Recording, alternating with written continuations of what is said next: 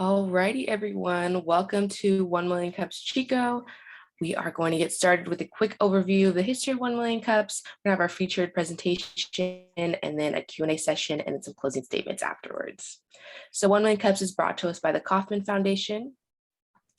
The Kauffman Foundation works with communities in entrepreneurship and education to increase opportunities that allow all people to learn, take risks, and own their successes. 1 Million Cups is a free weekly program that educates, engages, and connects local entrepreneurs. And their mission is to lower the barrier of access to education, resources, and connection for all types of new and aspiring entrepreneurs throughout the US. So they started really small in 2012 in Kansas City, and now they have over 160 communities, all of them with about 1 to 2 presentations a week, a 6-minute presentation and a 15-minute Q&A. And we are here every Wednesday at 9 a.m. on Zoom and at Still Coffee in Chico. Then you can join our community by following our chapter on 1 Million Cups platform at 1millioncups.com/Chico. And today we have the Rise and Design Art Studio with Sabrina. Are you all ready to present? Yes, I am all set. Thanks so much for the introduction and everything. So let me pull up my presentation. Okay, can you all see it all right? Yes. Okay. Wonderful. Well, thanks so much for having me. Excited to be here today. Like Chanel mentioned, my name is Sabrina Shanker, and I am the owner of Rise and Design Art Studio. So I am currently located in central Pennsylvania. And a little background, I grew up on Long Island, New York, and I was there until I transitioned to college at Savannah College of Art and Design in Savannah, Georgia. And while I was at SCAD, I studied undergraduate degree, achieving my Bachelor's of Fine Arts. And then I decided to continue my education there, and I went into my Master's of Business Design and Arts Leadership. I really wanted to get out of that coin terminology, the struggling artist, and I knew that I wanted to be a successful artist and I didn't want to fall into that realm. And so it was really important to me to get that business side, which kind of introduced me to the world of entrepreneurship. And so from there, I moved to central Pennsylvania, where I work at a university, and I run a fine art studio and a tech studio. And so I do everything from, instructing pottery workshops to painting, to 3D printing, laser cutting, wood shops, all different types of activities, teaching classes to the college students. And in my free time, I decided that I want to sell my own products that I create. I create products all the time. And I said, how many pottery pieces in this company can I make before I don't need 100 pottery mugs, right? And so I kind of wanted to share my craft with the world and with my local community in particular. And so that's kind of how I started with Rise and Design Art Studio. So Rise and Design Art Studio, let's see. Okay, we are providing high quality, affordable, and handmade products from my home to yours. And so the goal behind this studio is to create pieces that are handcrafted. They have high attention to detail. They're very colorful. They're fun. They're changing constantly to kind of fit different audience types, and they're affordable, which is really important to me because I know that handcrafted pieces can sometimes be a little out of reach for an individual's pocket, and I want to make sure that individuals can afford handcrafted pieces, high quality pieces that are made by an artisan and not necessarily mass produced in a local shop. And so a little background on this story, Rise and Design Art Studio is not my first try at this per se. I started this in about 2018 under the name Penthouse Studio. And so again, started in central Pennsylvania. And this is where I started creating a variety of different pieces, particularly wooden signs is what I made. That's pretty popular in my local area. I participated in craft shows and had an online shop open, and I made about 2,500 in sales within that 1.5 year time frame. It was something I was kind of testing out, getting a dip in the water, and just seeing what is it like to set up at craft shows. How do I market myself to the clientele? What prices do they purchase at in this area? And then once COVID hit, a lot of craft shows kind of shut down in the community and they weren't taking place. And that gave me some time to really think about who am I as an artist and how do I want to brand myself. And so in that time frame, I actually rebranded to Rise and Design Art Studio, which is the company presenting today. And I focus more specifically in fused glass and pottery pieces. I realized that this is really where my personal passion lies rather than making signs like the wooden signs I had previously done. And so I really started focusing on this. I applied for a grant with the Pennsylvania Council for the Arts. So I received a $2,000 grant, which really helped me in getting my website established, purchasing the domain, those, initial business costs it was able to cover. And it's going to help me purchase a kiln, which is super helpful. And then, I really started growing social media content, getting on Instagram, posting to TikTok, doing more tutorial work, just to really try to engage with an online audience that I may not have done before. So before I was kind of dependent upon, like who are family and friends that want to purchase products? Where is my local community? And now I really want to focus on growing my business to have more of a presence in different states and different cities that are not just my local community. So this summer, I have 4 shows there, but I think it's 6 shows that I'm participating in this summer, which is more than I've ever participated for. So I'm making pieces pretty frequently. Every night I'm trying to crank out some more pottery pieces, looking to expand reach. And so I am currently selling now in a coffee shop downtown. And I just got another shop to sell in that sells a variety of different handmade artisan products. So I'm looking to expand into different venues and different areas to see how does that work compared to selling online and selling at craft shows. While selling at craft shows is very profitable for the day of the sale, weather is a huge factor in the success behind a show. And I have had about 3-4 shows that it's rained or it's been freezing 0-degree temperatures, and the shows have been canceled or the attendance has been really poor, and as a result all that hard work behind those days have not been successful. And so really looking to grow my online presence is where I'm kind of at today. Here's some examples of the products that I have for sale. So you can see the different types of fused glass pieces. The one on the far left is more of like a trinket dish. Then you have a hot plate to hold your hot dishes.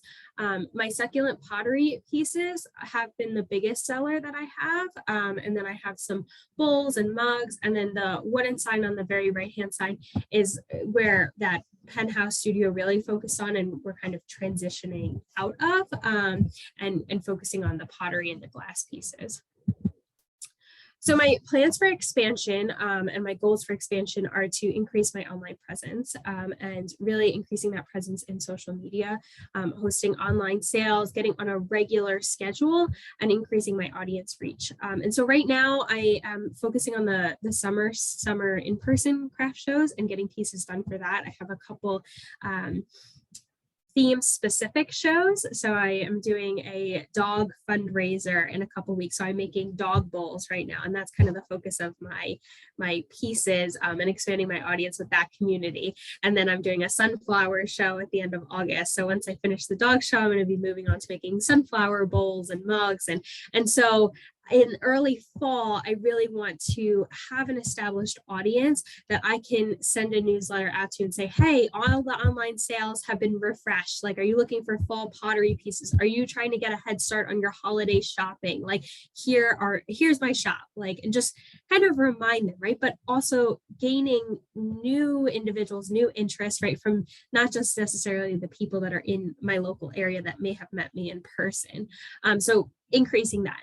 And then increasing my presence in brick and mortar shops. So there seems to be interest in individuals that have shops looking to sell, custom pieces that say their company's name on it or, fit a specific brand of their business, like this coffee shop, for example. She has a lot of, colorful designs and artwork within her shop. And so this kind of fit in brand for her company and worked out really well to have a successful partnership. And so looking to see what other opportunities there are to sell in brick and mortar shops. And then finally, long-term goals, opening a home studio and teaching classes there. And so I'm purchasing a house and moving into that. And in that house, I'm going to have a home studio. And so maybe 2 years down the line, how can we expand and start doing classes? So my question for you all and my hope for advice on is, how do I, one, expand that reach across social media and translate that to online sales, and also in turn, getting customers that are not necessarily customers that have met me in person and are buying from me at a craft show, but ones that are online, right? They're in different cities, different states, growing that online presence and expanding that way. And if there's any advice behind doing that, I'd really appreciate it. The social media way is working in some ways, getting people's names and getting to know people, but expanding faster and stronger is obviously the goal behind that. And so that would be my question of the day. Sweet. Oh, wait, I'm not the host. But everybody good.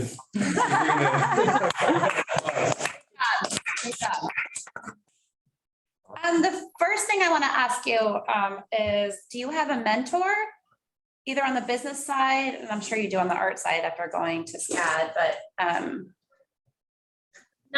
not really on the business side, no.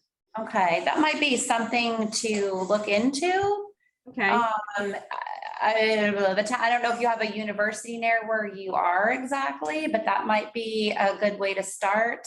We partnered with Chico State University here. We actually have a mentorship program within Chico Start and with some of the university professors, and then obviously business people that are in the community. But I would maybe see if there's somebody you can mentor with. Okay. Depending on your needs, obviously, Sure. and where your focus. Have you looked into Etsy at all, or is that something that you'd even be? Yeah, so I have. And so I definitely am interested in growing and into Etsy. I think the market for pottery bowls, let's say, and mugs is really saturated. Yeah. And so figuring out how to differentiate myself. And I think that some of the artistic styles, like the pottery bowl that you may have seen with the flowers, like the hand painted flowers, I think that could be a way to make my product unique. But one thing I was actually looking into, these dog bowls, these ceramic dog bowls, I was like, oh, that could be like I like fine art things in my house, but I'm using a metal dog bowl for my dog bowl right now. Like, why is that? Why can't I make a ceramic dog bowl, right? And so this dog show I'm doing, I was like, well, this is like kind of the ideal audience to prototype this product set. So I'm selling 5 sets of small and 5 sets of large, and I want to see how they do. And then I actually have like custom order forms. So that way, if let's say they want to do a custom order, I can do their dog's name, or I can do water bowl, dog, whatever, because right now they're just the plain colored ones. And so I went onto Etsy and I was like, I wonder like what is out there. And they're not custom ceramic bowls. I'm not seeing those dishes. I'm seeing more of pre-made, white ceramic ones that people are maybe using a Cricut to stencil on names. But I think that there's an opportunity in that realm that I could differentiate my product and really Have a niche. Have a niche. Yeah, exactly. So the other thing too, which we were just talking with the gal that came in that needed some advice in our office, and she runs a pet sitting training business and everything. And a lot of dogs eat really fast. Yeah. The digestive system. So I don't know if there would be a way, just thinking niche wise, if there'd be a way that you could create a dog bowl. They have like the ones you can buy at PetSmart, blah, blah, blah, blah, blah. But a custom cute bowl that actually like, it's the maze. It's a maze. Yeah. The slow feeder kind Whatever of thing. takes some time to like eat the food. Yeah. I bet there aren't like cute personalized ones out there. They're just like the plastic metal combo. In fact, my pet needs one, honestly. That might be something to think about. I don't know how hard that would be from a development pottery Sure. standpoint. No, But I just think that's a thinking great like, idea. what can you do differently that would attract or solve a problem, as I want to say, right? Right, As an entrepreneur, right. what problem are you trying to solve? Right. And so that might be something to play around with and see if you could, you might even just want to Google what are the biggest problems with dogs eating out of food bowls. I mean, I don't know, Yeah. trying to find that little niche. Yeah. Because I know that's all, they scarf up their food and then they, Mm-hmm. just a thought, No, that's a great idea. like how can you make it different? Well, I know that you said you wanted to not stick to, but you said it's handmade.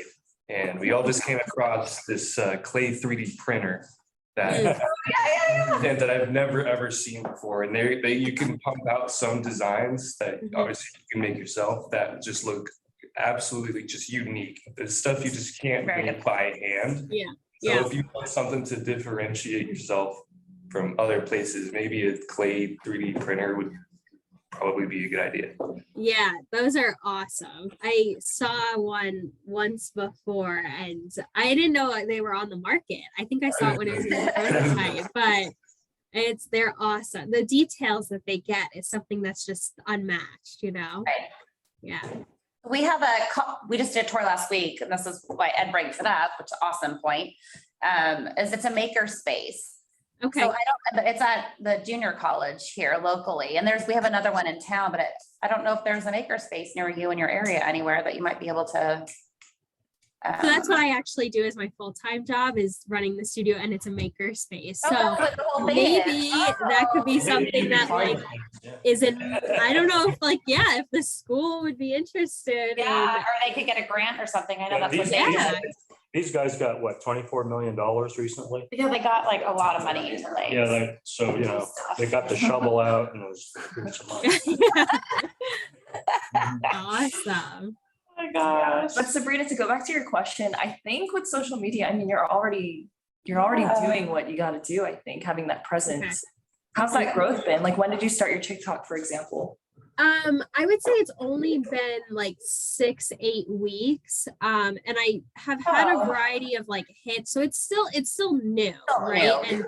And I feel like it's like, I don't know, that you hear about this algorithm, right? And that you have that one hit and that's the one that like really propels you, right? And so the videos will range, I think my most viewed one is at like 600 views or so, and then least is at like 50, right? So like you're getting out there and it's trying to figure out like I'm playing around with like, oh, we're doing like a quote, voiceover in the background that has a therapy, like a lot of people like the therapeutic look to watching pottery pieces, right? And then I did a couple that are more tutorial based, right? Is that of interest, or is there more of seeing pieces that are made? So I think I'm still in that experimenting phase and trying to figure out what is the right video to get out there. I had one I don't video. think you'll know. I honestly don't think you'll know. You just have to throw it up there and be as authentic as possible. Don't just be yourself. Yeah, I would be making a TikTok every day. Yeah. Stressful. It's stressful. Yeah. It's a lot of work to do them. It is a lot of work to do that. Yeah, but if you're capturing content, I mean, you can just save it and then use it when you find in your gut it's the right thing, I guess. I don't know. Definitely. It's hard. And do you follow trends, or do you more so try to stay authentic?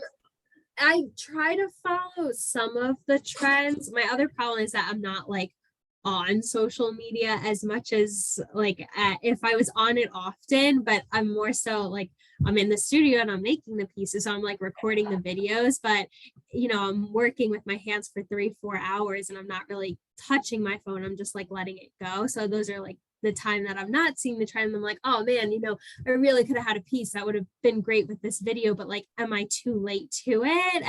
And so I'll try to like hop on, but I think I'm trying to like even just balance my time to figure out how to, what is that trend at the moment and how do I get on board for it and make sure I'm not missing the trend.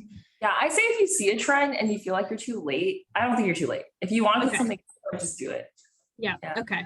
Okay, cool. Like this is random, but my sister, she's made a TikTok just for like her personal cooking videos. And it's not for her business or anything, but she also follows the analytics and like checks out. She's like, why are my views like so low now? And I'm like, don't stress about it. But it's like, I don't know. I would say my best advice for you would just to be authentic and find your style. Yeah, definitely.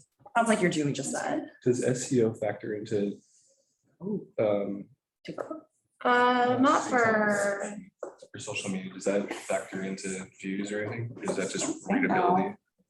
YouTube, maybe, if you do a longer form, maybe, yeah. YouTube shorts and like if you want to do a longer form video, you can still do That's a on your time website. lapse or something of you making the piece. It's nice that you're actually making pieces by hand. Or if you decide to ever use a 3D printer to show like a time lapse of that thing being made. Sure. But Or if you have people that are using the pieces and they can send you a video of them doing something with One it, thing that's you might already do done. is like these keyword, well, first of all, Google Trends. If you look, you know how to search that, right? Yeah, yeah. So then you can find these keywords that are kind of like not, like you said, what problems do dogs have eating or using a dog bowl or something like that, Right, whatever right. it is. Right. Or what problems do pet owners have? So maybe a cat bowl, or maybe you never thought of a cat, something like that. So just generic questions. And do you make these reels like personal at all, or do you implement your stories? Yeah.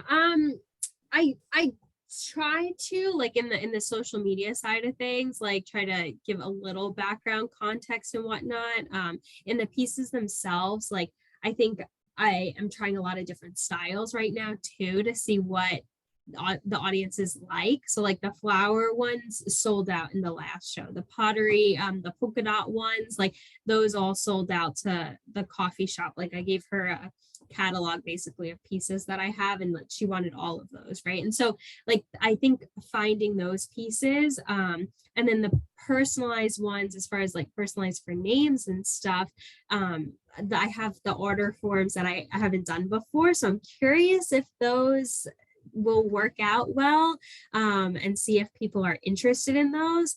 I'm curious what you think on this, that I think people, when they come to the stand at a craft show, right, they say, oh my God, I love your product. Like I need a personalized piece, and they'll say that they need it, and they'll take the business card, and then they get the business card and they never call, right? And so it doesn't work. Yeah.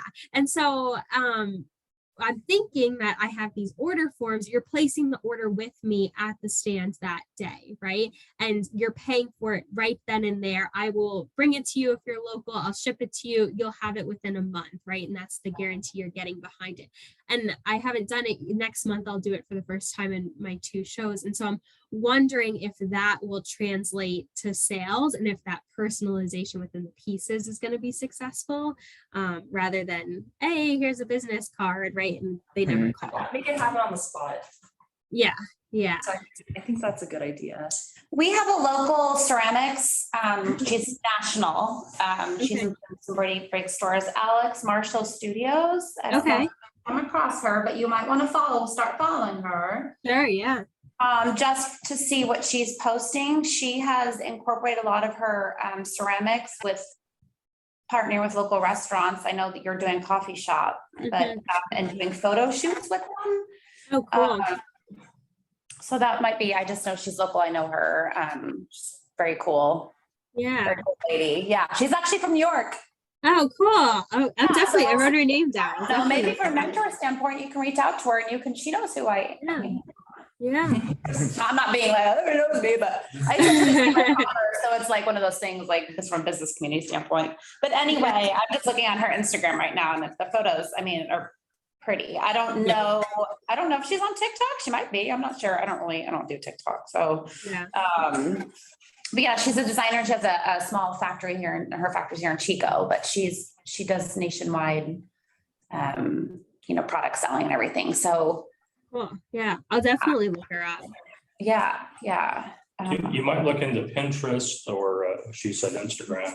Yeah. And like blogging. So if you have a certain new thing that you're doing, you might do a blog post, and then That's a good idea. videos.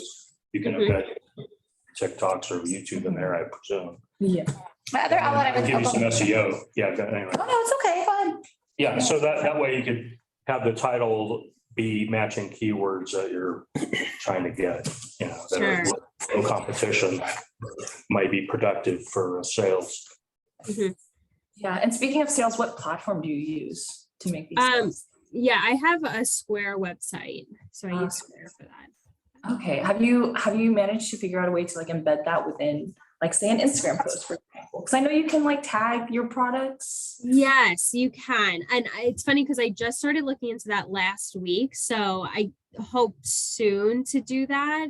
I hope after the July sales that I'm going to, because I don't want to have too much inventory that's online that I'm selling in person. You know what I mean? And then it ends up double dipping, and I'm afraid that I'm gonna overpromise and underdeliver on a sale that they purchase online. But yes, I was playing around with the Square website and I came across that, and I definitely think that's such an easy way to connect the two. Yeah. Yeah. Connecting it to like your TikTok too. And whatnot. Yeah, that's great. Great suggestion. So is that like if I have PayPal or Venmo or something, is that I can pay for it online? Yeah, you can do everything online, and then you just like, even on the Instagram one, you just like click on the picture and it says for sale, and then I think it takes you like to a quick link. Yeah. Yeah. It's too easy. Yeah, accidental. I almost did an accidental purchase on Instagram. But hey, am I right? I'm happy to get some person. Really? Hopefully it's under $100. I think in terms of how you were talking about like the custom orders and getting them to purchase at that time, I think having an incentive, like if you purchase today, if you purchase right now, you get like 20% off or something like that. Or even if you purchase within the next week, like I'll give you this % off, just to increase that incentive to place that order soon and to not have them wait and then just forget about you eventually. Or even like taking their information down as well and reaching back out to them like in a day or two after that event and being like, hey, I heard you were looking for a custom piece. Are you interested still? Like continuing that conversation. Yeah, I love the idea. Would be great too. Yeah. Even if I said like, if you purchase right now, you get 15% off the Yeah.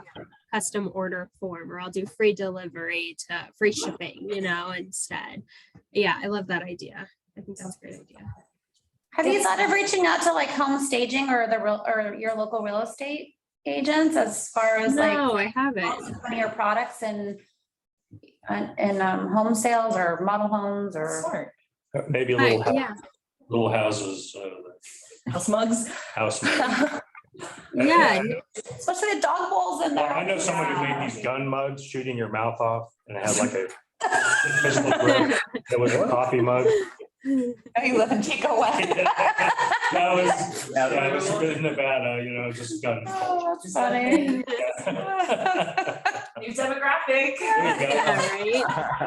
And Sabrina, have you started that newsletter? Or is that more in the idea making? In the idea making, yeah. So I'm generating the emails so this past show I did maybe 3 weeks ago in June. I did a giveaway item. So if you signed up for the newsletter, you were put into a raffle to win a planter with the succulent, Nice. garden thing in it. So that helped generate 30 new signups, and then I have been taking the last one. So from there, I'm thinking it can grow, and I need to just get the newsletter out there now. Yeah. And are your students involved at all? They aren't. No, we do a lot of experimenting though. So like I'll teach them techniques that I'm working on, and they'll talk about things they're working on. So we do a lot of like talking about the different ideas and whatnot, but they don't create the pieces or anything now. Right. I feel like with the community you have and the resources, like just your position at the school and just your business and all that, you could, I don't know, like in addition to the newsletter, create a podcast or something, or start a conversation, have your students involved. I think that could go a long way. Have them help you with your social media. Yeah. Film TikTok. Yeah, there you go. I would say film TikToks of you making the stuff along with your students, like voiced over. Just Yeah. follow those up. Yeah. Okay. Mhm. Nice. I would just go very heavy on TikTok. Everyone I know who buys jewelry or pottery online, it's a lot of times from the TikTok they follow or they just saw on their explore page. Yeah. Yeah. Yeah. And Facebook has things too. Oh, the marketplace? No, I mean the video. Oh, the little that's short true. video. Oh, they do. Marketplace. Is that- I think everyone's got the short videos, yeah. Yeah, I don't know. I'm old. I'm sick. No, you're correct. Good job, I'm on Ken. Facebook. When I was your age. That connection's great too, because normally when you post to My lawn. Instagram, it just goes in. Sabrina, what'd you say? I was saying how like the Facebook and the Instagram connection's really nice because normally when you just post to Yeah. Instagram, like I sync them up so they're on the same wavelength and it just goes straight to Facebook, and because that's a different type of audience typically. Yeah. When it's hitting. We're using a new platform called later.com. You know, their Hootsuite was the big one, right? Like even 10 Yeah, years yeah. ago. And then we went to Buffer and now we're using later.com. Okay. Um, so, you know, well, I don't know if you've ever used a scheduling platform, but before, like on Sure. Buffer, you couldn't schedule like 3 pictures, you know, or 10 pictures for Instagram. And now you can, so you can do it all at once and schedule. Oh, nice. And as you get more robust in your social media, it might be helpful. Or if you do have somebody help you, like an intern, Yeah. and then you can see your whole calendar, and you can even see what the gallery looks like and what your, you know, it's consistent with your pictures and you can see it all at once. It's, I don't know, actually, we don't have the free version. Buffer does have a free version. I think Later does, so you could start there and then it's just, Okay. Yeah. you know, it just work well because it's just your one business, but, Yeah. anyway, That's just a thought. awesome. Yeah, definitely. I didn't know about that. Yeah. I mean, you probably, I mean, it's a business. I don't know how much you use LinkedIn, but Mhm. I don't often know. Do you think I should Yeah. set up an account with them? I think from a personal standpoint, maybe, I and think then so. see, just put your own stuff up there and, Yeah, okay. I have like my personal info on there, but I don't have like a business profile for Rise you and Design. should. I should. Okay. Okay. Because I It's a follow, whole different animal. yeah, it really is. Yeah. I like to follow businesses on there once I get Yeah. started. And yeah, your work is beautiful. So I think I would try to keep up, you know? Okay. Okay. Cool. And with Thank you. that platform, with the scheduling, you can just do it all at once. You don't have to go to LinkedIn and then, but you can schedule it all Nice.